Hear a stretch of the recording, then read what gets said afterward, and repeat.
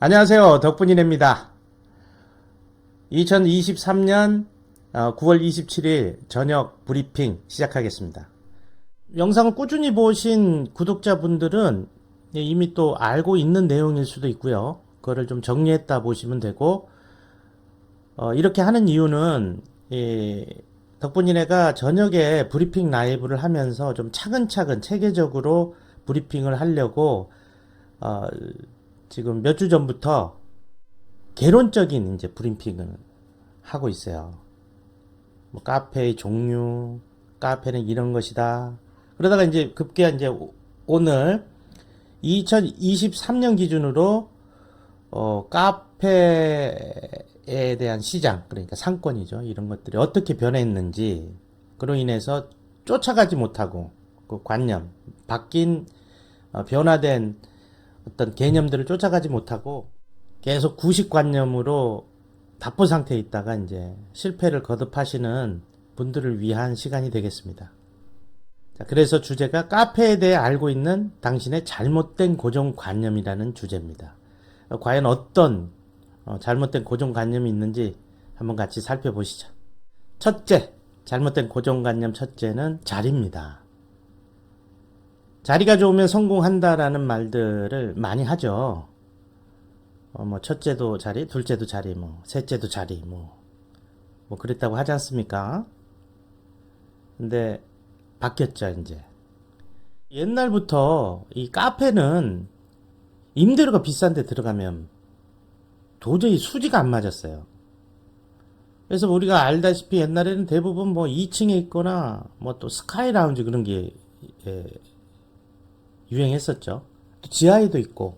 그래서 카페가 1층에 있다라는 거는 거의 뭐 상상도 못하던 시절이 20년 전이었습니다. 근데 이제 이 땅에 스타벅스 상륙하면서 죄다 그냥 1층에 생겨나기 시작한 거죠. 막 전쟁터가 된 거죠. 스타벅스에서는 테이크아웃이라는 미국식 문화를 이제 가지고 상륙을 했기 때문에 회전율을 높이면서 그 임대료를 갖다가 극복하려고 했던 거지만 대한민국의 부동산 상황으로 그것을 극복하기는 되게 어려웠습니다. 그래서 스타벅스도 초창기에 엄청나게 어려움을 겪었어요. 그 어려움들을 극복하고 지금의 스타벅스가 된 겁니다. 거의 뭐 스타벅스 입장에서도 거의 전쟁이었습니다. 자, 어찌됐든 그럼에도 불구하고 그 당시에 1층에 워낙 그 에스프레소 커피 문화의 바람이 엄청 강해가지고 1층에 했어도 됐습니다. 어마어마하게 잘 됐어요. 초창기에는 2000년대 즈음에서는 뭐 에스프레소 바 조금만하기만 차려도 막 터져 나갔더랬어요. 뭐 대표적인 게 이디야기도 하고요. 이제 그러던 것이 상권이 카페로 뒤덮이기 시작한 거죠. 그 이후에 10년 뒤에. 그러면서 임대료는 이제 치솟게 됐어요.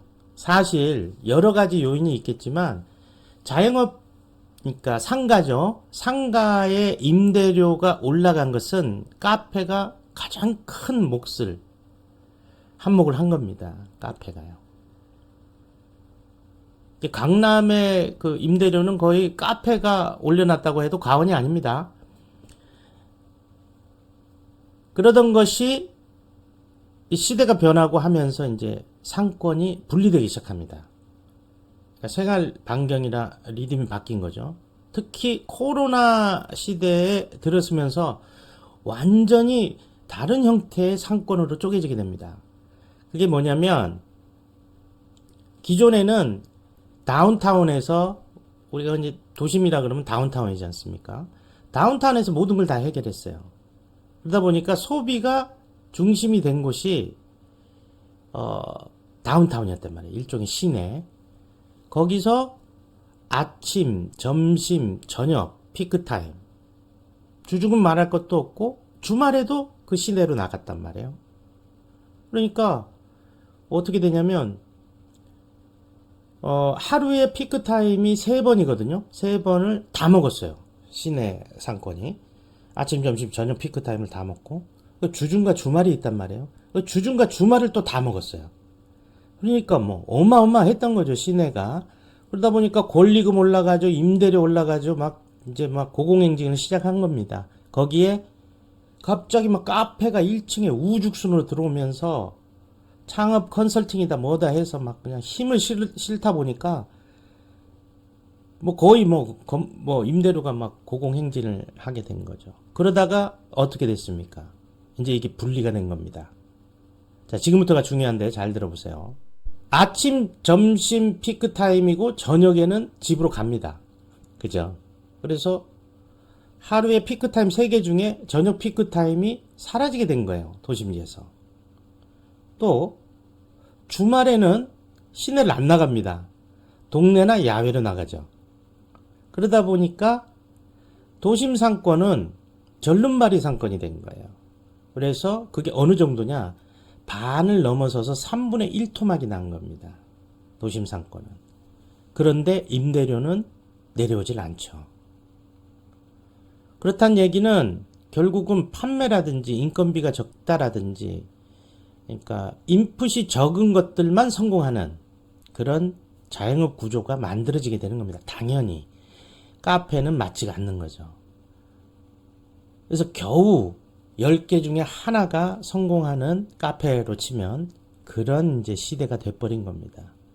그래서 2023년 현재 이렇듯 상권이 분리돼서 도심지는 가성비가 많이 떨어지게 된 겁니다.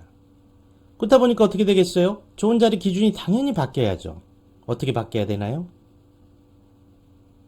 월세 싼 데가 좋은 데가 되는 겁니다. 자, 두 번째. 또 여기 이제 권리금이라는 게 있어요. 권리금이라는 게. 근데 예전에는 권리금이 있는 곳이 좋은 데였습니다. 근데 아까 말씀드렸듯이 3번의 피크타임과 주중과 주말을 다 먹으니까 다운타운에 집중하다 보니까 다운타운에 상가가 몇 개가 없단 말이에요. 사람들은 거기 가서 돈을 벌려고 한단 말이에요. 그런데 적정 임대료 수준이라는 게 있어요. 적정 임대료 수준. 그 당시에. 그 수준이 이 자영업의 성장보다 낮았단 말이에요. 지금은 더 높지만. 낮다 보니까 어떻게 돼요? 상대적으로 장사해가지고 버는 돈보다 임대료가 상대적으로 적었어요. 적다 보니까 권리라는 게 생기게 됩니다. 왜냐면 임대료 다 제하고 돈을 이렇게 버니까 내가 이거 이제 관두면 다른 사람이 인수를 할 때 성공에 대한 미리 성공하는 것에 대한 돈을 주게 되는 거죠. 그게 보통 어떻게 되냐면 1년치 수익 1년치 수익에 미리 주는 거죠. 그게 이제 권리금이 생겨나게 된 거예요. 그 권리금은 그러니까 어떻게 되죠? 권리금이 많을수록 장사가 잘 되는 거였죠. 그런 공식이 형성되던 시대가 있었습니다. 지금은 전혀 아니에요. 그런 시대에 다들 뭐냐면 권리 있는 대로 가야 된다. 권리가 곧 성공이다. 이렇게 되는 거예요. 권리가 있다라는 거는 월세가 싸다는 얘기예요. 이해되시죠?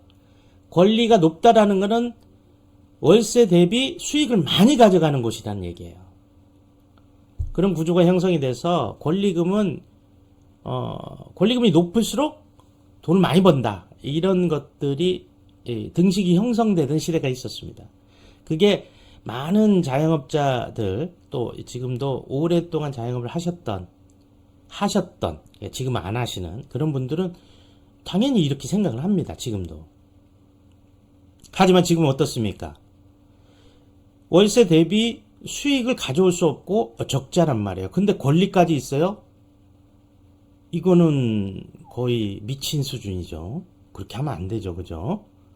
그런데 권리라는 게 있어요. 지금도. 근데 그 권리가 언제까지 유지될 것이냐? 거의 사라졌어요. 제가 현장에 나가보면 진짜 권리가 한 80%는 사라진 것 같아요. 그런데도 남아있습니다. 남아있어요. 남아있지만 곧 다 사라질 겁니다. 저는 그렇게 생각해요. 그래서 월세가 쌀 때 권리금과 매출의 상관관계가 생긴다. 아까 말씀드렸죠. 그런데 어떻게 됐어요? 요즘은 임대료는 오르고 그러면 권리는 사라지게 돼 있는 거예요. 임대료가 비싸면 권리는 없어지는 겁니다. 거기에 임대료뿐만이 아니에요. 자, 다음을 한번 보시죠.